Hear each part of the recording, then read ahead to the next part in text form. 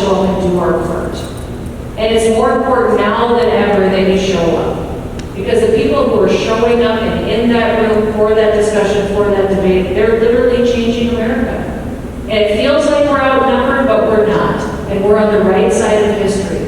So I'm just going to ask you to get up every day, be optimistic, remember our history and how special this country is, and continue to show up and be in that room, because South Dakota needs you, your state needs you, the United States of America needs you. So God bless you, and may God bless the United States of America. Thank you.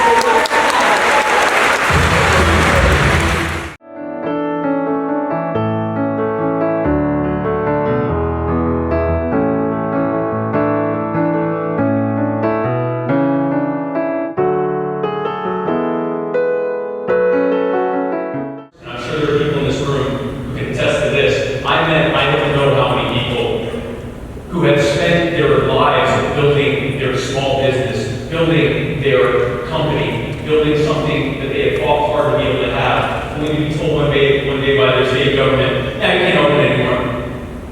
You can't do business anymore. It's for safety." It would be unsafe if you were open. Your big box competitor down the road, they get to stay open and everyone has to go to them. No, you have to close down. They lost their business. Then a few months later, they're getting a check for a few $100. And they hear about the trillions of dollars that are being run out in debt, paper money that's actually not even paper, just zeros on a ledger, to pay off trillions of dollars to the billionaires who put their favorite politicians in office. We saw firsthand what tyranny looks like. By the way, show of hands. A couple weeks ago, we celebrated our independence and freedom. Who here was took part in celebrating our independence and freedom? I ate a lot. Keep your hand up. Who here celebrated our independence and freedom in a place where fireworks aren't allowed? Yeah. Who here, keep your hand up if it's still up. Who here celebrated their independence and freedom in a state that at least at some point told you whether or not you were essential, whether or not you were allowed to go outside? I had a lot more hands there. Now put your hand up if you celebrated your independence and freedom in a part of the country where they run out trillions of dollars to pay for endless wars and putting victimless crime criminals in cages and ruining people's lives and enriching themselves and the cronies who live in office. You're in America, your hands supposed to be up right now. Our country was started with the Declaration of Independence, followed by a revolution to secure what was declared in that declaration. And we have a constitution that ostensibly limits our government. It tells it what it can and cannot do, mostly what it cannot do, and provides for checks and balances. Now, the founders warned about what would happen if we simply looked at that sheet of paper and said, "Yeah, that's good enough. It says it's going to protect us. It says it's going to limit government. That should work fine." It warned about what would happen. In short, it warned that the exact thing that is happening now would be happening. Let's be very clear. If the Constitution was doing what it was supposed to be doing, we wouldn't need to be here. There would be no need for a Freedom Fest. Freedom Fest would be every single day that we walk outside and we have a completely free country.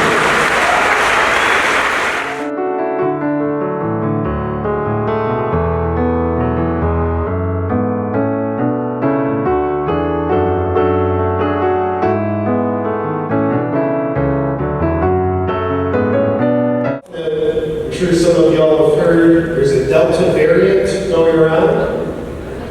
So in all my medical knowledge, which is the same amount that Bill Gates has, what I would advise you to do after the conference is over for today I would advise you to go home and kill your family. It's the only way to save them from getting infected. So if you just stop living your life to save your life, then you're going to be well protected. Does that make sense? I mean, that's just what we're doing. It's fine. Personally, I'm so grateful we're past most of the lockdowns and certainly past all the election drama from last year and earlier this year. So we can get to what really counts, the Civil War. I'm excited about it. I think it's going to be a great Civil War. I think it's going to be exciting. I think it's going to be competitive. But I think it's going to be a confusing Civil War. Think about it. The last one we had, it was the North versus the South. Those are two very clearly defined sides.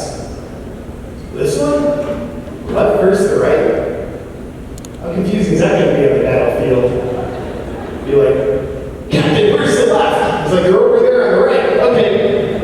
Wait, is that my right or your right? Oh, okay, yeah, so that's my right, your left. Okay. You turn around, it's all reversed. But I'll be on the battlefield. I want to make a difference for my country. I want to kill people. I want to get a peaceful Portland kind of way.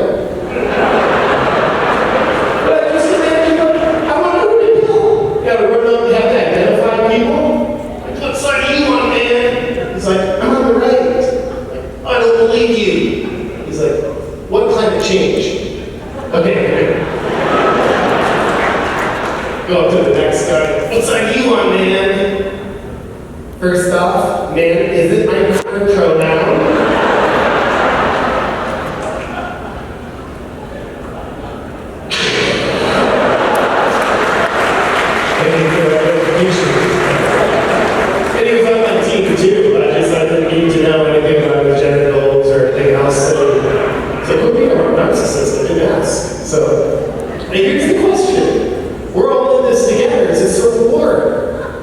What side are you going to be on? And don't give me any of this libertarian garbage. Now, I think there's only one correct answer. And I don't think it has anything to do with what your political ideologies are, what your beliefs are. It doesn't matter if you're a conservative or a communist. I think there's only one correct answer. One damn right. This is a war. You want to be on the side of all the guns?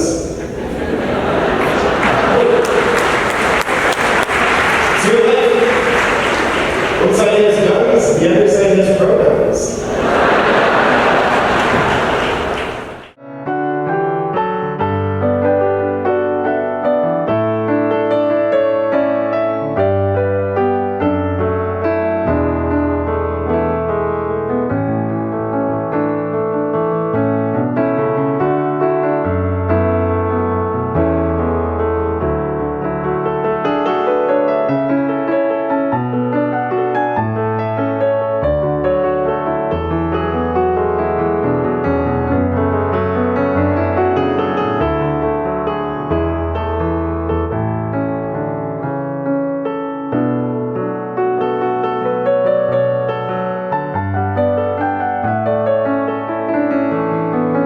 Some influence. I've got millions of eyeballs on me, so I want to use that influence to help better people's lives because I've learned this is the online infrastructure of freedom, which helps facilitate freedom and sovereignty in the three-dimensional world. So realizing not just video content's, comedy, but I've got some influence that I want to use for good for innovations like this.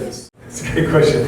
So the two questions, if you didn't hear them, one is how can humor be used as a bridge building device? Be bold, but build bridges. And then the second question is, what if we went door to door sharing our vaccine hesitancy?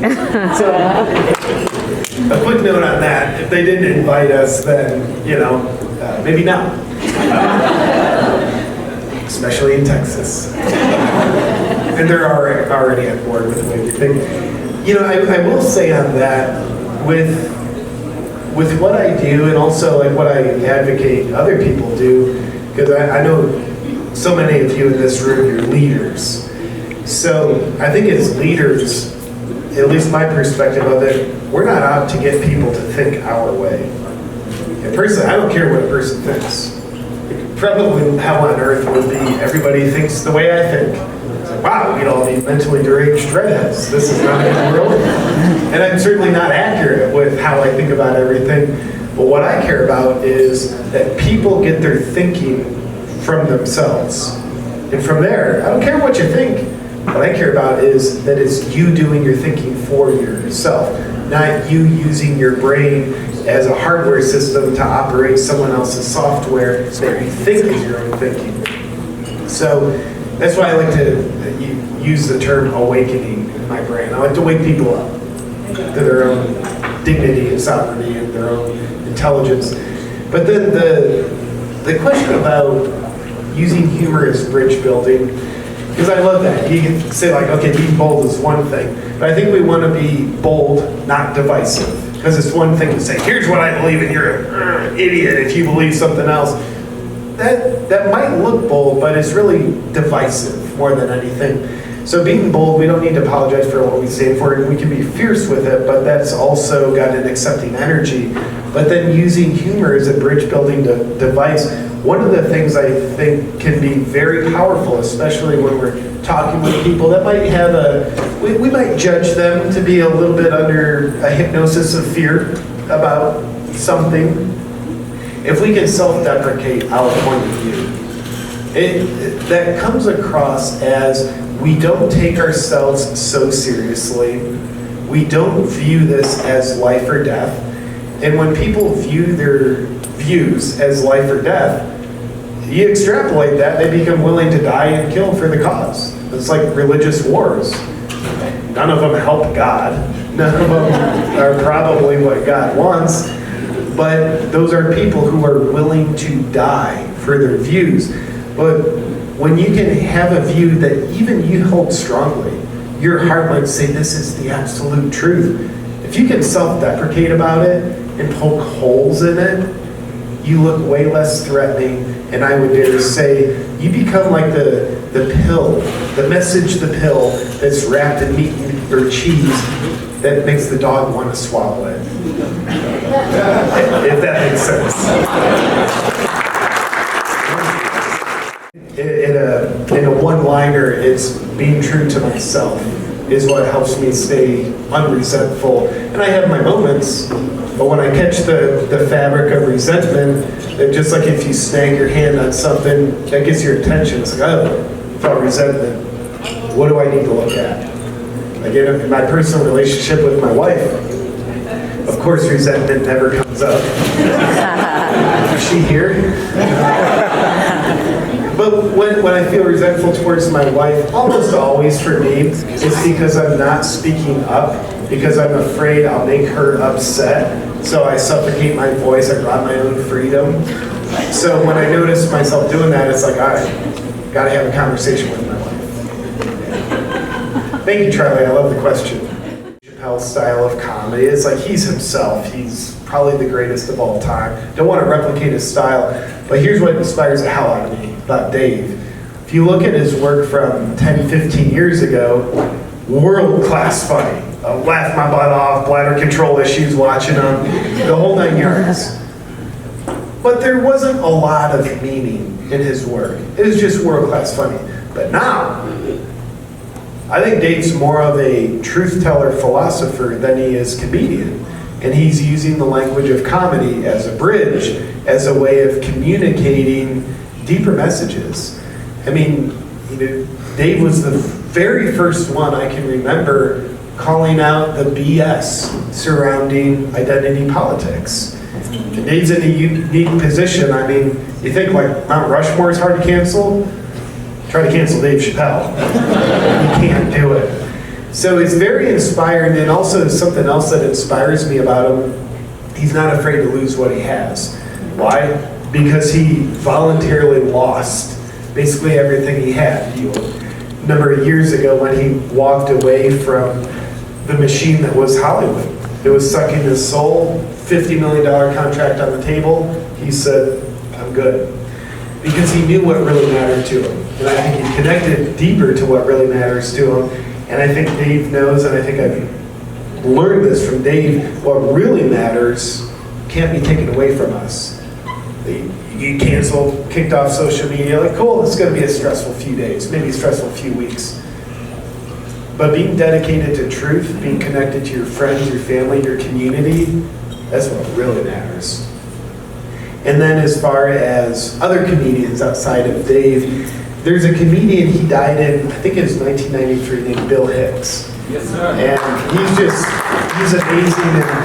And Bill would skewer the corruption happening in the world. And he did it so geniusly, and he did it so fiercely, so boldly. So I get a lot of inspiration from him, even though he's dead.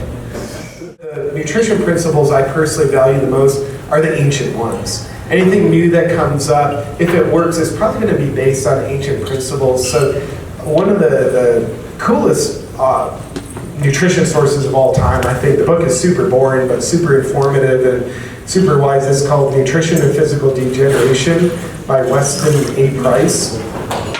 And really, I think when we have problems in our present day world, what we're really needing is not new progressive thought. We need what's ancient expressed in a new way. Traveling a lot, and I'll go everywhere from Florida to Portland. And I see in Portland, which we might look at the news and start thinking, well, Portland, like those are, like they're all anti-freedom, aren't they? No, I did 12 sold out shows in Portland. People are coming to see me because they like my message. And what I realize is like, oh no, there are way more freedom fighters out there who are willing to live in bravery rather than obedience, way more than there are sheep. And they don't want you to know that. They don't show you, they show you the number of the statistical compliance on CNN. But they don't show you the bravery. They don't show you the people who are defiant. They don't show you the people who are following their truth and, dare I say, maybe God's will for them. So that's what makes me optimistic. And by the way, if we truly are screwed, I'd rather go down feeling happy about it and optimistic. That's right.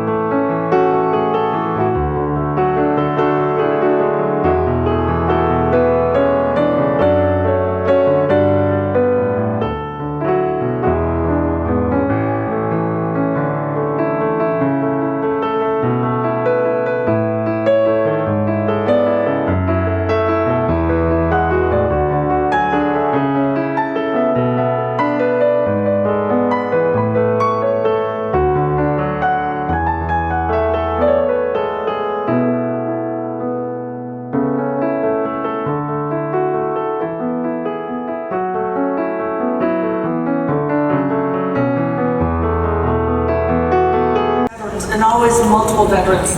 And they told me the same thing. They said, we saw things overseas that nobody should ever see, and we're behind you on ending the war. And I'm sure you know this, that Ron Paul, when he ran for president as a Republican, received more donations from service people overseas than all the other candidates combined. And he was anti-war. That's the point. Everybody said, but that doesn't make sense. They're military, so they should be against Ron Paul. But I got to see it in action and to hear their stories, and I was just so excited to be to get all the support from the veterans. So it wasn't the election. The most thing I learned was from the election. I knew what to expect from the election. I didn't learn anything there. Okay.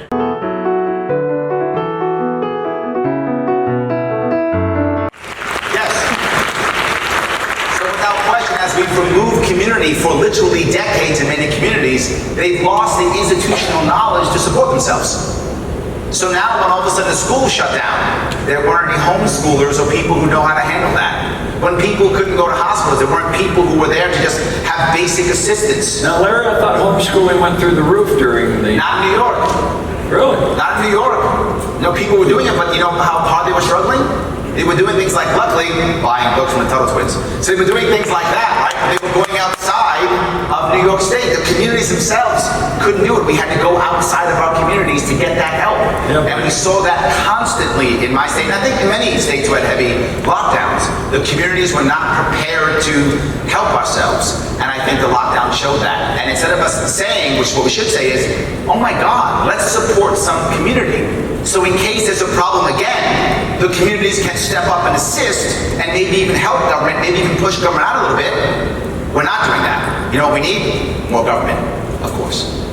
So, Alex, you have the last word? Do you think the election was stolen?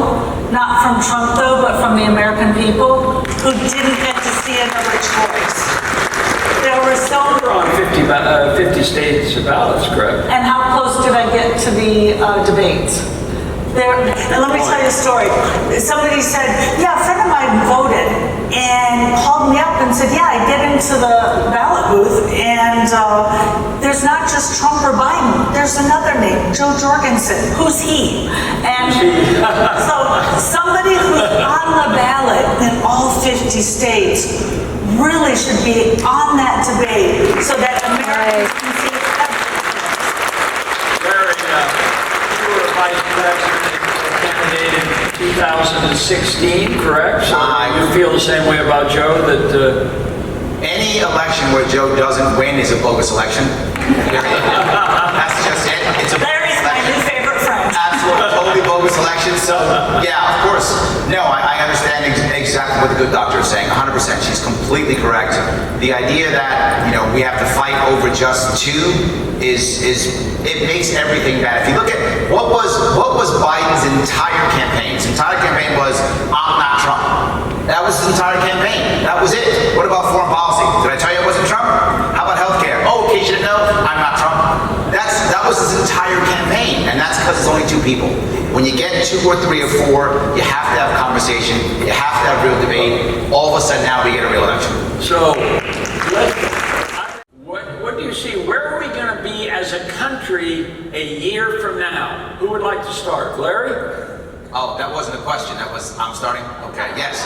I think a year from now we will be in Vegas, Freedom Fest will be in Vegas, and I think we will break the 4,000 attendee mark. I think we'll break that in Vegas. I'm sure of that. We're going to break the 4,000 attendee mark because more and more people are seeing this, more and more people are getting it, more and more people want something new. I hear it all the time.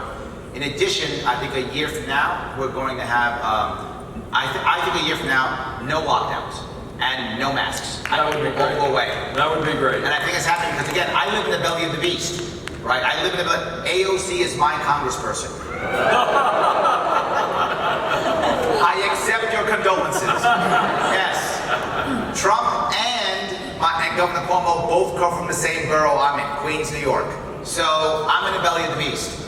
And we're getting tired of it. So when we get tired of it, how New York goes, the rest of the country will eventually go. We're getting tired of it. So I think a year from now, it's all over. All right, Alex, you got half a minute. Half a minute. I think our movement's going, bro. Grover Norquist wrote a book 10 or 15 years ago called the Leave Us Alone Coalition. And I think that's really the heart of what most of us feel here. We want the government to get off our backs with taxes and regulations and restrictions on gun ownership and telling us who we can marry and what we can smoke and all this. And that's the one thing everybody seems to have in common is leave us alone. Leave peaceful, productive, law-abiding people alone to live their lives in freedom.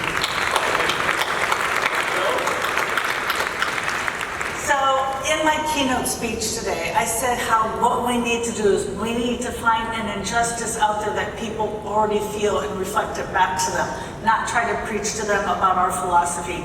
And if we jump on this education bandwagon, I think we can get somewhere. When I ran for VP, no time for clapping, thank you, sorry.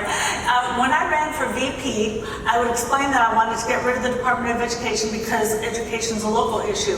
And parents would say, well, I'm okay with my school. And I'd say, yes, but it's a government-run monopoly. Oh, I'm okay with it, it's good. But now we see parents going to school boards begging, please let my student attend in class. Begging, please don't make them wear masks.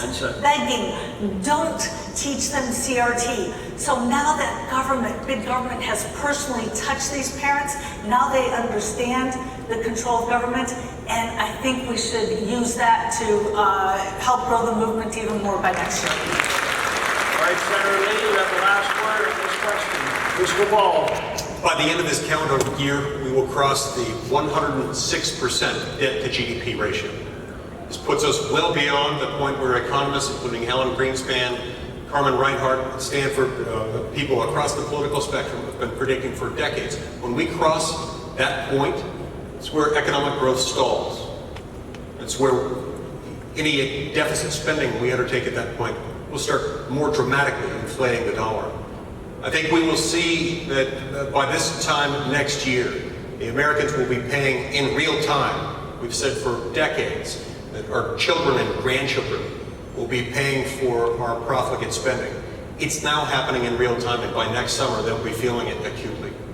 Well, thank you very much. Let's thank our panel, who I think have done a terrific job. Now, as you know, the symbol of FreedomFest is the silver dollar, and it was with my pleasure that I present each one with a 2021 silver dollar for each one of you. Senator, you'll be happy to know that it still is under $50, so you don't have to declare it. It can be considered a gift.